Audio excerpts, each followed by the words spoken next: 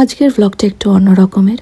আমার অনেক দিনের শখ ছিল আমার কোরিয়ার বাড়ির হোম ট্যুর দেব, কিন্তু আর দেওয়ার সময় হয়ে ওঠে না, কারণ সবসময় কোরিয়াতে কোথায় ঘুরতে যাই সেটারই ব্লগ দিতে থাকি। কিন্তু এখন যখন কোরিয়া ছাড়ার সময় এগিয়ে এসছে, তখন হোম ট্যুরটা না করলেই নয়, কারণ এই ব্লগটা আমি আমার চ্যানেলে রেখে দিতে চাই সারা জীবনের জন্য। এই পাশ দিয়েই আমাদের ফ্ল্যাটের পার্কিং এরিয়া ঢুকছে, আর এই সামনের লেখাটা হচ্ছে এই যে জাই আর কি আমাদের ফ্ল্যাটের নাম। কোরিয়াতে আমি দেখেছি মোটামুটি যে একটা এরিয়াতে যেরকম এই জাই আর তার অপোজিটে সব বড় বড় বিল্ডার্সদের রেসিডেন্সিয়াল কমপ্লেক্সগুলো থাকবে।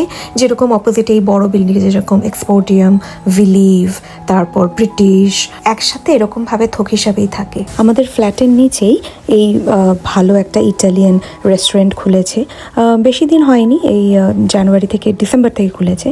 আর এটা এত ভিড় হয়, আমাদের রীতিমতো এখানে বুকিং করে তারপর আসতে হয় আর কি। আর এখান থেকে একটু এগিয়ে গেলেই এই কমপ্লেক্সেরই একটা ফার্মেসি আছে, মানে এটা যে কতটা হেল্পফুল কি বলি। এটাও আরেকটা দিক এন্ট্রি নেওয়ার আমাদের অ্যাপার্টমেন্ট কমপ্লেক্সের। আমাদের অ্যাপার্টমেন্ট কমপ্লেক্সটা 4টে বিল্ডিং নিয়ে তৈরি। এদিক দিয়ে হাঁটতে হাঁটতে হাতের বাঁ দিকে আর কি দোতলায় যদি চলে যাওয়া যায়, তাহলে সাবু সাবু বলে একটা জাপানিজ রেস্টুরেন্ট আছে, বেশ ভালো। আর তার সামনেই হলো কি আমাদের রেসিডেন্সেরই এই ক্যাফেটা। এখানে প্রতিটা খাবার এত টেস্টি, মানে যেরকম কেক তেমনি তার স্যালাড, তেমনি মর্নিং ব্রেকফাস্টের প্রতিটা আইটেমস। আর তার অপোজিটের এই জায়গাটায় বাচ্চারা সবাই এসে খেলে। আর এই সামনেরটা হচ্ছে গিয়ে এই ক্যাফেরই বেকারি, সব ফ্রেশ আইটেম প্রতিদিন সকালবেলায় ক্যাফের জন্য তৈরি করা হয়। এই সামনের ওপেন স্পেস যেটা দেখছেন, সেখানে অ্যাকচুয়ালি স্কুল বাস আসে for student pick up and drop. আমাদের কমপ্লেক্সের পার্কিং এরিয়া হচ্ছে গিয়ে বেসমেন্টে 4টে ফ্লোর নিয়ে, আর এই পাশ দিয়ে আর কি গাড়ি বেরোতে পারে।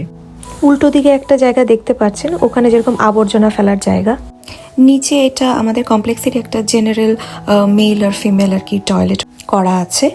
4টে বিল্ডিংয়েরই সাইকেল রাখার জায়গাটা কিন্তু এই আমাদের অপোজিট সাইডে এখানেই সব রকমের সাইকেল রাখা হয়, বাইকস বা যা খুশি এখানে নিচতলায় রাখা হয়। আর তার পাশ দিয়ে আর কি বিল্ডিংগুলো স্টার্ট হয়। এই সামনের বিল্ডিংটা হচ্ছে কি আমাদের বিল্ডিং নাম্বার 1।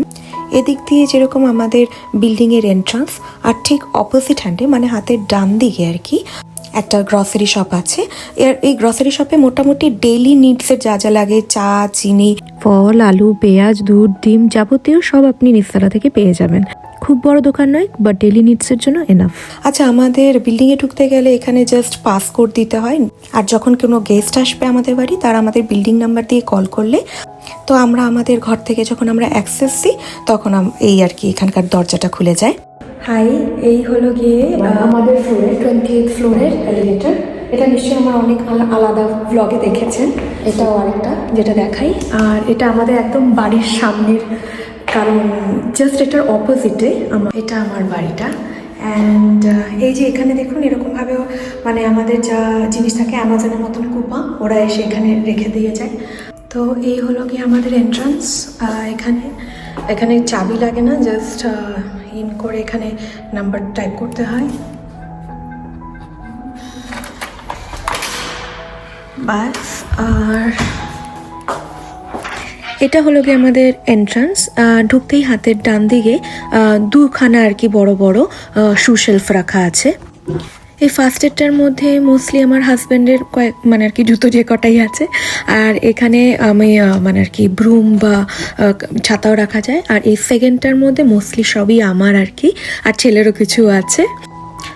আর এই অপোজিট সাইডে হলো গিয়ে আমাদের ফার্স্ট স্টোররুম। প্লিজ এইটা দেখে আমাকে জাজ করবেন না। এই যে যা জিনিসপত্র মানে আর কি বাক্সগুলো দেখছেন, ইচ্ছা করে রেখে দিয়েছি, কারণ এই ট্রান্সফারেবল জবে বুঝতেই পারেন যখন খুশি চলে যেতে হয়।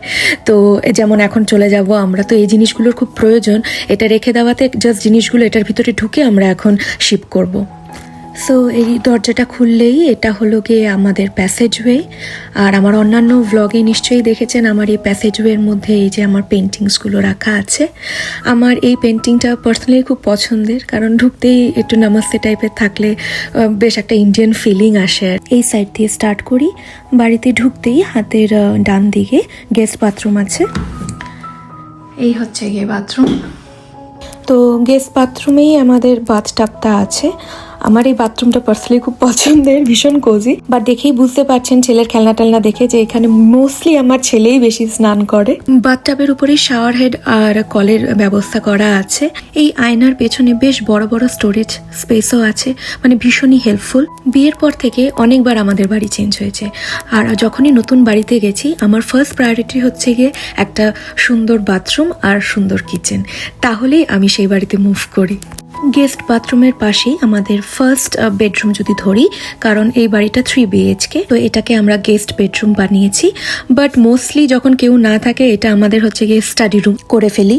পড়ার টেবিলে না আমি একটা ছোট্ট গৌতম বুদ্ধ রেখেছি। এই গৌতম বুদ্ধটা আমার একটা দিদি দিয়েছিল জাপানে। স্টাডি মানেই তো মেডিটেশন, আর গৌতম বুদ্ধ থেকে বড় সিম্বল তার কি হতে পারে। আর এই পাশের ওয়াইনের বোতলটা দেখছেন, এটা আমি আর কি গ্লাস পেন্টিং করেছি।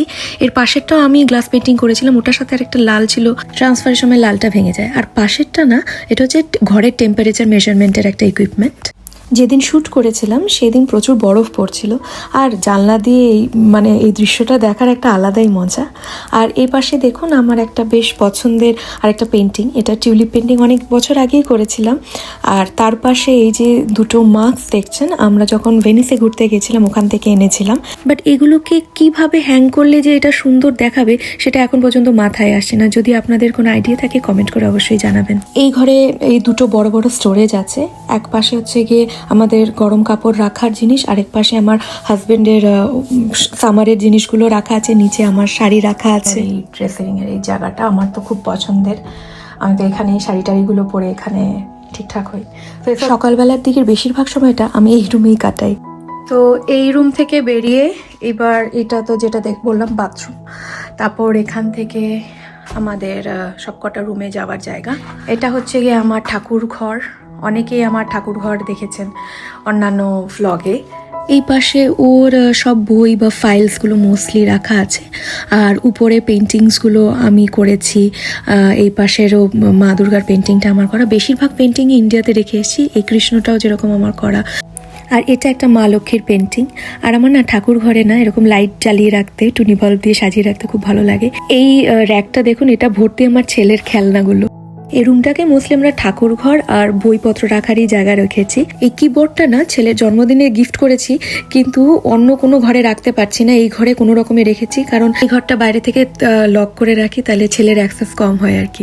আর এটা না ডাইসনের আই রুম ভ্যাকিউম ক্লিনার, জাস্ট এরকম স্ট্যান্ডিংয়ে চার্জিং হয়ে যায় আর বেশ ইজি টু ইউজ।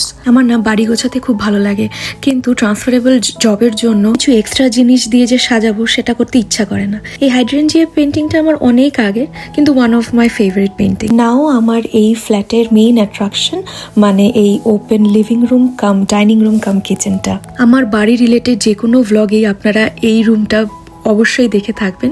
এই পোর্শনটা হচ্ছে গিয়ে আমার ছেলের খেলার জায়গা, আর যেটা মেইন অ্যাট্রাকশন সেটা হচ্ছে গিয়ে এই জানলার বাইরে দিয়ে এই পুরো দৃশ্যটা দেখা। বাইরে থেকে পুরো পাহাড় দেখা যায়, মেঘ দেখা যায়। সেদিন তো বরফও পড়ছিল, ঘর থেকে এই দৃশ্যটা দেখার একটা আলাদাই শান্তি। আর এই পাশে আমার ছেলের খেলার জায়গা আছে। পূর্ণিমার আশপাশ দিনগুলোতে আমি লাইটটা অফ করে রাতে এখানে চুপচাপ একা একা বসে বাইরেটা দেখি। এই বাড়ি থেকে যখন চলে যাব সব থেকে কষ্টকর হবে আমার এই জায়গার স্মৃতিটা ভোলা। আমাদের হাজব্যান্ড ওয়াইফের মোস্ট ফেভারিট সিটকম হচ্ছে গিয়ে ফ্রেন্ডস, তাই এটা আমরা সিঙ্গাপুরে যখন গেছিলাম সেখান থেকে এনেছিলাম।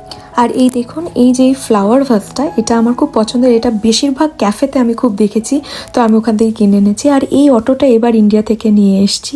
এই প্যাঁচাটা এখানে ওয়াইজ আউল বলে বিক্রি হয়, ভীষণই ফেমাস কোরিয়ার এটা। আর এই গ্রামোফোন শোপিসটা আমি কোরিয়া থেকেই কিনেছি, one of my favourite showpiece. এই ব্লগটা করার জন্য আমি এই ক্রিসমাস ট্রিটা ডিসম্যান্টেল করিনি। তার পাশে বার্ডস অফ প্যারাডাইসের প্ল্যানটাও আছে। এবার চলে যাই আমার ডাইনিং এরিয়ার জায়গাটায়।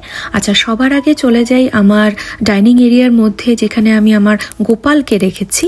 লিভিং রুমে গোপাল রেখেছি যাতে ও এখান থেকে সবকিছু দেখতে পারে। আর এটা হচ্ছে গিয়ে আরেকটা বুদ্ধ, আর তার পেছনে যে কমলার প্লেটটা দেখছেন এটাও আমি ম্যান্ডেলা আর্ট করেছিলাম। কিছু জায়গায় এটা একটু নষ্ট হয়ে গেছে, ওই আনা নেওয়াতে যা হয় আর কি। আমার গোপালের দোলনাটা দেখুন, ময়ূর দোলনা, ইন্ডিয়া থেকে এনেছিলাম, আমার অনেক শখের। আচ্ছা, এই পুতুলটা তো হচ্ছে গিয়ে জাপানের ফেমাস গেইশা ডল। বিয়ের পরপর না আমি ইন্ডিয়াতে গিয়ে অনেককেই গেইশা ডল গিফট করেছিলাম। আর পেছনে যেই ওয়াইন বটলটা দেখছেন এটাও আমি পেন্টিং করেছিলাম। বটল পেন্টিং আমার একসময় প্যাশন ছিল। এই বাড়ির আরেকটা অ্যাট্রাকশনের জায়গা হচ্ছে কি ইনবিল্ট ক্যাবিনেটের এই জায়গাটা, নিচেই লাইটটা দেওয়া থাকে তাই আরো বেশি হাইলাইট হয়। তো এটার ভিতরে যেগুলো রাখা আছে সেটা দেখাই। এই জিনিসটা আমরা ভাটিকান সিটি থেকে এনেছিলাম মাদার ম্যারির সাথে কোলে জেসাস। আমার এটা ভেঙে যাওয়ার এতটাই ভয় যে আমি যেরকম প্লাস্টিক ভাবে র্যাপ ছিল ওরকম ভাবেই রেখেছি। আর তার পাশে এটা স্কাই ট্রি টোকিওর। দুবাইতে একবার লেওভার পড়েছিল তাই সেখান থেকে এই ল্যাম্পটা কেনা। আর এই যে এটা ওয়াইস আউল ফ্যামিলি, এটা আমি আগেই বলেছি এখানে ভীষণ ফেমাস। উপরের এই গ্লাসগুলো বুসানের, তার পাশে এই তিনটে, এগুলো জাপানে আমি যখন স্কুলে পড়াতাম ওখান থেকে রিলিজ হওয়ার সময় আমাকে এই তিনটে, এটা 5টার সেট ছিল আর কি, গিফট করেছিল, দুটো ভেঙে গেছে। অ্যাভেঞ্জার্স দেখতে যখন গেছিলাম ওখান থেকে আমাদের এই দুটো শোপিস দিয়েছিল। এই দুটো পিস হচ্ছে গিয়ে ফুজিয়ামা কাপ বলে, আমাদের জাপানে একটা দিদি আর দাদা গিফট করেছিল। আমার হাজব্যান্ড যখন লন্ডনে গেছিল ওখান থেকে তার এক ফ্রেন্ড এই প্লেটটা গিফট করেছিল। This are all like Korean traditional thing. আমি আগেও দেখিয়েছি, আমার এক বান্ধবী দিয়েছে এটার পুরো সেটটা। এটা চায়ের কাপ অ্যাকচুয়ালি এখানকার। এটা একটা গেইশা ডল আমাদের জাপানের অ্যাসোসিয়েশন থেকে আমাদের দেওয়া হয়েছিল। আর এটা কলোজিয়াম যখন ঘুরতে গেছিলাম ওখান থেকে কিনেছিলাম। আর এটা না কিয়োতোর রাজা রানীর একটা শোপিস, এটা আমাকে জাপানে একটা দিদি দিয়েছিল। আর এই পাশের ক্যাবিনেটে মোস্টলি আমি আমার ছেলের জিনিসপত্রই রাখি, ওর দুধ, ওর ওষুধ এক্সেট্রা। এবার আসি আমার ম্যাগনেট কালেকশনের জায়গায়। আচ্ছা, আমরা একটা বুসানে গেছিলাম, হুন্দে বিচে, পাশে জেজু আইল্যান্ড, পুনে, মুম্বাই এবার গেছিলাম বুসানের, তারপর চুনচনে আমরা ঘুরতে গেছিলাম কেবল কারে, ওখান থেকে এটা আমি কিনেছি। ওকিনাওয়ার এগুলো এনেছিলাম। এই পাশে শিরাকাওয়াগো বলে একটা জায়গা আছে জাপানে, ওখানকার। আর এটা হলো ওয়ার্নার ব্রাদার্স স্টুডিওর, মানে হ্যারি পটারের আমরা স্টুডিওটাতে ঘুরতে গেছিলাম জাপানে। তো এটা হচ্ছে কি হ্যারি পটারের সেই ফেমাস টিকিট। এটা হচ্ছে কি টোকিওর স্কাই ট্রি, ফুজিয়ামাতে ঘুরতে গেছিলাম। এটা ওকিনার one of the biggest aquarium. আর এটা হলো হক্কাইডোর একটা ফেমাস গার্ডেনের ছবি। এটা আশিকাগা ছবি, ওটা কিয়োতোতে, ওটা সিঙ্গাপুর, বালিতে গেছিলাম, পালাওয়ান মানে ফিলিপাইন্সে যখন ঘুরতে গেছিলাম সেখানকার কতগুলো জিনিস এনেছিলাম। এল নিডো বিচেরও কয়েকটা ম্যাগনেটস, জেজুর স্টোন গ্র্যান্ডফাদার। কলকাতার ম্যাগনেটটা এবার ইন্ডিয়া থেকে নিয়ে আসি। এছাড়াও জাপানের কামিকোচিতে ঘুরতে গেছিলাম, সেখানকার ম্যাগনেটও আছে। এটা আশিকাগা ফ্লাওয়ার পার্কের। আমার ম্যাগনেটের কালেকশনের জায়গাটা কেমন লাগলো কমেন্ট করে অবশ্যই জানাবেন, এবং আশা রাখি এই জায়গাটা যেন আরো ভরাতে পারি। চলে আসি আমার বাড়ির হার্ট, সেটা হলো গিয়ে আমার কিচেনের জায়গাটা। এল প্যাটার্নের আমার এই কিচেনটা। আর এই আইল্যান্ডের উপরে যে আমি এই ভাস শুদ্ধ এই ফুলটা রেখেছি, অনেকে দেখেই বলে এই ফুলটা রিয়েল, এতটাই রিয়েলিস্টিক এই ফুলটা। আর আমার ফেভারিট ফ্লাওয়ার টিউলিপ, এতক্ষণ নিশ্চয়ই বুঝেই গেছেন। এই পাশের কর্নারটায় আমি ইম্পর্টেন্ট কিছু জিনিস রেখেছি, যেরকম টোস্টার, তারপর মিক্সার গ্রাইন্ডার। আর এটা না খুব মজাদার একটা কোস্টার হোল্ডার আর কি। এটা এরকম ফ্ল্যাট করে, এটার উপর ভারী কিছু দিলেই কোস্টার হয়, আর না হলে এরকম সুন্দর একটা ক্রিসমাস ট্রি এর মতন দেখতে হয়ে যায়। আর হিউমিডিফায়ার রাখা, কারণ ভীষণ ড্রাই দেখু জায়গাটা। 3টে কুকটপের ইন্ডাকশন ওভেন এটা আমার। অনেক ক্যাবিনেটস আছে এই কিচেনে। এই ক্যাবিনেটটা স্পেশালি যেরকম বিভিন্ন ধরনের চা, গ্রিন টি, কফি স্টোর করে রেখেছি। এই পাশটায় সব আর কি চপিং বোর্ড থেকে শুরু করে একটা গ্লাস হোল্ডার, তারপর টুকটাক যা হলুদ, চা, চিনি যা লাগে ওখানে রাখা। বাট যেটা দেখানো সেটা হচ্ছে গিয়ে এই স্ক্রিনটাতে ট্যাপ করলে না মোস্টলি গান শোনা যায়, এটা রেডিওর আর কি জায়গাটা। এছাড়াও এখানে ইচ্ছা মতো ব্লুটুথ কানেকশন করে দিলে গান শোনা যায়, মুভি দেখা যায়। আর কেউ আসলে কলিং বেল টিপলে এখান থেকে আমি অ্যাক্সেস করে দিতে পারি।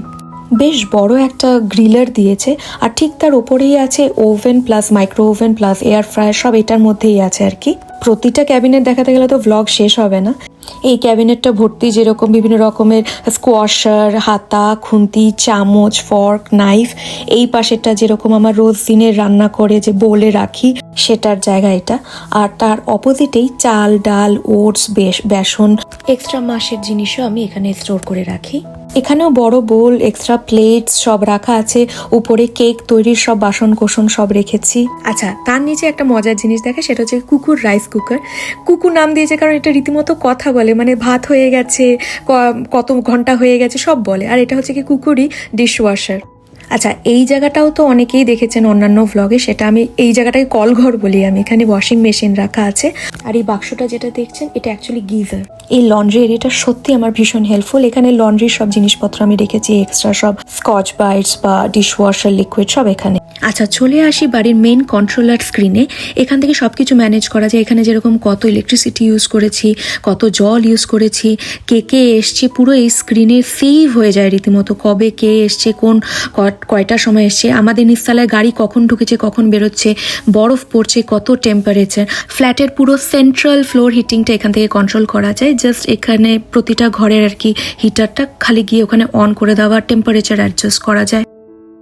এছাড়াও ঘরের এক্সস্টটা বারবার দেখতে হয় যে কতটা পিপিএম বেড়ে গেছে, সেটা কন্ট্রোল করার জন্য অন অফ করা যায়। দুটো এক্সস্ট দিয়ে রেখেছে, এইটা একটা যেরকম, তার পাশে তো এটা এসি, আর এটা হচ্ছে কি কিচেনের জায়গার এক্সস্ট ফ্যানটা আর কি। আচ্ছা, এবার যাই আমাদের মাস্টার বেডরুমের দিকে। ভীষণই সিম্পলভাবে আর কি বেডরুমটা রেখেছি, কোনো এক্সট্রা ফার্নিচার অ্যাড করিনি, কারণ ওই যে বললাম ট্রান্সফারের একটা টেনশন সবসময় থাকে, তাই একদম নর্মাল বেড রেখেছি। বেডের পাশে একটা ছোট্ট টেবিল, ছেলের জন্য যা যা জিনিস লাগে, আর এই পাশে আমাদের স্টাডি টেবিল। একদম সিম্পল, কিন্তু যেটা মেইন অ্যাট্রাকশন আমার এই ঘরে সেটা হচ্ছে গিয়ে এটা সংলগ্ন একটা ছোট্ট বারান্দা, ব্যালকনি। আচ্ছা, একটা মজার জিনিস দেখাই। এই রিমোট দিয়ে আমাদের কাপড় মেলার হ্যাঙ্গারটাকে কন্ট্রোল করা যায়। আপ দিলে উপরে চলে যাচ্ছে, উপরে আবার এটা লাইট কাম ফ্যান আছে যাতে তাড়াতাড়ি শুকায়, আবার কাপড় মেলার সময় আবার ডাউন টিপলে নিচে নিয়ে চলে আসি। এই গ্যাজেটগুলো হয়ে না রোজ দিনের ডেইলি লাইফটা এতটা ইজি হয়ে গেছে, এতটা ইউজ টু হয়ে পড়েছে যে কি বলি। এই জানলা দিয়েও বাইরের দৃশ্যটা ঠিক ওই আমাদের লিভিং রুমের মতনই দেখতে লাগে। এখানে একদম কয়েকটাই ইনডোর প্ল্যান্টস রেখেছি, আমার একটা ছোট্ট গার্ডেন। আর এখানে আমি বর্ষাকালে বা বরফ পড়ার সময় চা নিয়ে বসে বাইরেটা দেখতে দেখতে বই পড়ি। পাশেই একটা হোস পাইপ লাগানো আছে যাতে এই গাছে জল দিতে কোনো অসুবিধা না হয়। আচ্ছা, এবারে নিয়ে যাই বেডরুমের আরেকটা ইম্পর্টেন্ট জায়গায়, সেটা হচ্ছে গিয়ে ওয়াকিং ক্লজেট। এত বড় এই ক্লজেটটা, মানে আমার অনেকেই যেরকম আমার শ্বশুর শাশুড়িরা যেরকম বলেছে যে এটা গড়িয়াহাটের কোনো একটা দোকান আর কি, মানে কি জিনিস না এখানে ধরে। ইন্ডিয়াতে আবার এরকম রুমে না অনেকে ঠাকুর ঘরও বানিয়ে ফেলতে পারে, এত বড়। এখানে ইজিলি মাটিতে না দুজন মিলে শোয়া যায়। এরকম একটা ওয়াকিং ক্লজেট একটা বাড়িতে থাকলে মানে আর কোনো এক্সট্রা স্টোরেজের তো দরকার হয় না, জামা কাপড়ের জন্য আর কি। ক্লজেটের ভিতরে একটা ইনবিল্ট ড্রেসারও আছে, মানে ড্রেসিং টেবিল কাম ক্যাবিনেটস আর কি। আচ্ছা, ক্লজেটের পাশ দিয়ে এই যে একটা দরজা, এখান দিয়ে যাওয়া যায় এই একটা ছোট প্যাসেজ। এই প্যাসেজে মানে পুরো বাড়ির যে এসির যে ফ্যানটা এখানে থাকে। তো কমেন্ট করে অবশ্যই জানাবেন যে আমার এই ক্লজেটটা দেখে আপনাদের কেমন লাগলো। আচ্ছা, বেডরুমের সাথে একটা অ্যাটাচ বাথরুমও আছে আমাদের, শাওয়ার এরিয়া। এটা হচ্ছে গিয়ে অ্যাকচুয়ালি প্লাগ পয়েন্ট, আর কোনোভাবেই যাতে জল না যায় তাই এটা কাভারও করা থাকে। কিছু সেন্টেড ক্যান্ডেল আর একটু পারফিউম ডিফিউজার দিয়ে এই জায়গাটাকে রেখেছি। আচ্ছা, এই আয়নার পেছনে আমার হাজবেন্ডের সব জিনিস রাখা আছে, ওর সব পারফিউমস রাখা আছে, ডেইলি লোশনস বা কসমেটিক্সগুলো এখানে রাখা। আর এই পাশের পোর্শনটা আমার পোর্শন আর কি। আমার ওইখানে সব রকমের তেল, ক্লিনজার, লোশনস, পারফিউম সব এখানে রাখা। আচ্ছা, এবার আরেকটা মজার জিনিস দেখাই, সেটা হচ্ছে গিয়ে এটা পুশ করলে না মোবাইল হোল্ডার বেরিয়ে আসে। মানে কতটা মানুষের জন্য ভাবলে এরকম টাইপের জিনিস ওরা করে, তাই না? আচ্ছা, এবার আরেকটা লাস্ট জায়গা আমাদের বাড়ির স্টোর রুম, যেটা আপনাদের এখনো দেখাইনি। লাস্ট স্টোর রুম সেটা হচ্ছে গিয়ে এইটা। আচ্ছা, এইটাতে পৃথিবীর সব কিছু রাখা আছে, আমাদের লাগেজ থেকে শুরু করে এই যে কার্টনসগুলো দেখছেন এগুলো অলরেডি প্যাক হয়ে গেছে। এখন দেখতে এরকম এতটা হ্যাফাজেট লাগছে, কিন্তু যখন প্রথম এসেছিলাম খুব সুন্দর করে রেখেছিলাম। এখন এটা পুরো ডাম্প এরিয়া হিসাবে আছে, মানে কোনো কিছু ফেলিনি। যত বাক্স আছে খেলনা বা আমার পার্সোনাল ইকুইপমেন্টসের যত শোপিসের বাক্স সব রাখা আছে, যাতে যাওয়ার সময় প্যাকিং করতে অসুবিধা না হয়। ইন্ডিয়াতে এরকম একটা ঘর পেলে আমি ডেফিনিট ঠাকুর ঘর বানাতাম। এই যে পুরো কুশন টাইপের কার্পেটিং যে দেখছেন, লিভিং রুম আর বেডরুমে ইচ্ছে করে পেতে রেখেছি। এটা পেতে রাখতে হয়েছে কারণ ফার্স্টে নেগেটিভ পয়েন্ট দিয়ে স্টার্ট করি। আমাদের নিচতলার যে নেইবার, তারা অলওয়েজ কমপ্লেন করে এইটা পেতে রাখার পরও আমার ছেলে যখন একটু দৌড়ায় বা একটু লাফায় তখন ওরা মেসেজ করতে থাকে কেন আমার ছেলে দৌড়চ্ছে, ওকে যাতে আমরা দৌড়তে বারণ করি, লাফাতে বারণ করি। ও তো একটা বাচ্চা, 2.5-3 বছরের বাচ্চা, ও তো দৌড়বেই, তাই না? স্কুল থেকে আসার পর একটু দৌড়বে, খেলবে বাবার সাথে, আমার সাথে। তো সেটা আমরা কতক্ষণ ওকে বসিয়ে রাখবো যে don't do this, don't jump. তো এটা আমাদের জন্য একটা ড্রব্যাক লেগেছে এই ফ্ল্যাটে থাকার। তো দিন প্রায় এগিয়ে এসছে, এখন হাতে কাউন্টডাউন শুরু হয়ে গেছে, কোরিয়া ছাড়ার সময় এসে গেছে। আর যত দিন এগিয়ে আসছে তত মনটা খারাপ হয়ে যাচ্ছে। কখনো ভাবিনি যে এতটা আমি মিস করব, এতটা অ্যাটাচমেন্ট হয়ে যাবে আমার এই দেশের প্রতি। কারণ যখন ফার্স্ট টাইম জানতে পারি যে আমাদের এদেশে ট্রান্সফার হচ্ছে কোরিয়ায়, তো আমি তো রীতিমতো কেঁদেই ফেলেছিলাম যে জাপান ছেড়ে আবার কোরিয়ায় যাব, আবার নতুন ভাষা, আসতে চাইনি। কিন্তু তখন ওই সময়টায় জাপানে আমার বাবা ছিল। তো বাবা বলছে যে যা, নতুন একটা দেশকে এক্সপ্লোর কর, এরকম কান্নাকাটি করে ভেঙে পড়ার কি আছে। তো আমাদের ফার্স্টে ট্রান্সফার হওয়ার কথা ছিল সুওনে। সুওনটা হচ্ছে গিয়ে কাইন্ড অফ ব্যাঙ্গালোর, মানে টেকনোলজিক্যাল হাব সিটি আর কি। হঠাৎ করে আমার হাজব্যান্ড কদিন পর বলে যে আমাদের না সুওনে ট্রান্সফার হচ্ছে না, আমাদের দেগুতে যেতে হবে।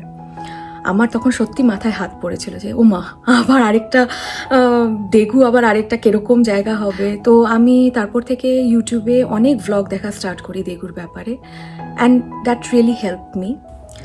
আরেকটা যেটা মিস করব সেটা হচ্ছে কি এখানকার প্রাকৃতিক সৌন্দর্য।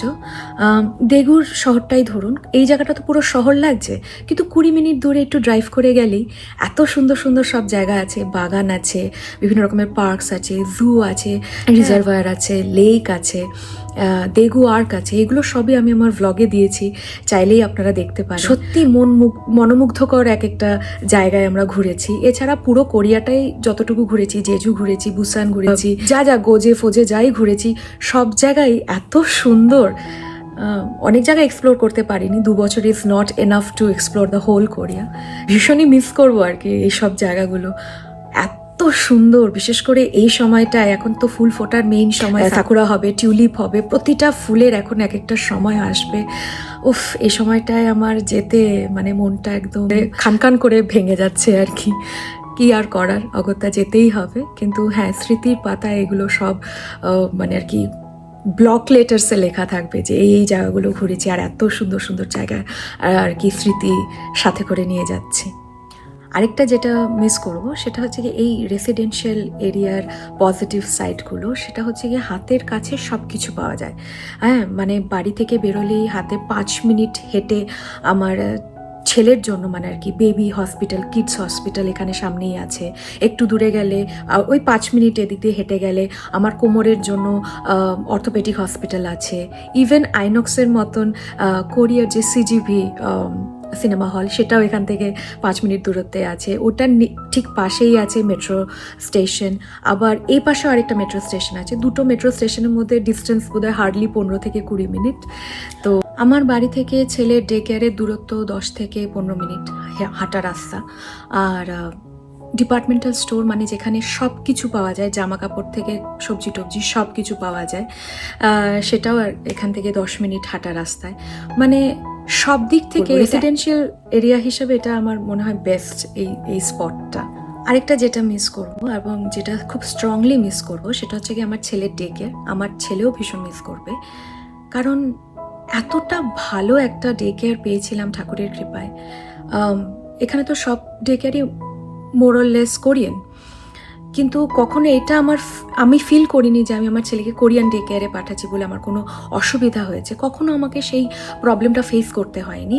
উল্টে আমার যে কোনো বিষয়ে আমার যদি কোনো প্রশ্ন থাকে, they have help me in every possible way. মানে আমার ছেলেকে কোন হসপিটালে নিয়ে যেতে হবে, কখন কোন খাবারটা খাওয়াতে হবে, আচ্ছা আমার ছেলের এই জিনিসটা করতে পারছেন, এটা কিভাবে করাবো, আমাকে সব রকমভাবে ওরা হেল্প করেছে। Not only the teacher but also the principal, vice principal, সবাই হেল্প করেছে। হ্যাঁ, হয়তো ভাইস প্রিন্সিপাল শুধুমাত্র ইংলিশ আর জাপানিজ মানে এক্সট্রা ল্যাঙ্গুয়েজ জানে, বাকিরা তো কোরিয়ান জানে, কিন্তু তারা ওই গুগল ট্রান্সলেট, যেটা কোরিয়ায় পাপাগো বলে, তো সেটা দিয়ে আমাকে বোঝানোর চেষ্টা করেছে এবং সত্যি আমার কোনো অসুবিধা হয়নি। আরেকটা হচ্ছে গিয়ে আমার এখানে অনেক ফ্রেন্ড পেয়েছি, অনেক ভালো ভালো ফ্রেন্ড পেয়েছি। নিশ্চয়ই আমার ভ্লগে আপনারা দেখেছেন, এরা তো বাঙালি ফ্রেন্ডদেরকে তো দেখেছেনই। আরেকজন আমার খুব ভালো ক্লোজ ফ্রেন্ড হয়েছে, একজন কোরিয়ান ফ্রেন্ড। তার কাছে আমি সত্যিই কৃতজ্ঞ। হঠাৎ করে দেখা, এবং সে আমার লাইফে একজন এঞ্জেল হিসেবে আসে। যখনই আমার কোনো ট্রাবল আসে, আমি জাস্ট ওকে কল করি যে বেলা, আমি এখানে ফেসে গেছি, এখানে আমার প্রবলেম হয়েছে, মাঝে মাঝে টাকার কার্ড নিয়ে যেতে ভুলে গেছি কিন্তু আমাকে পে করতে হবে, আমি কল করছি, কি করবো, বলে don't worry, I am giving it.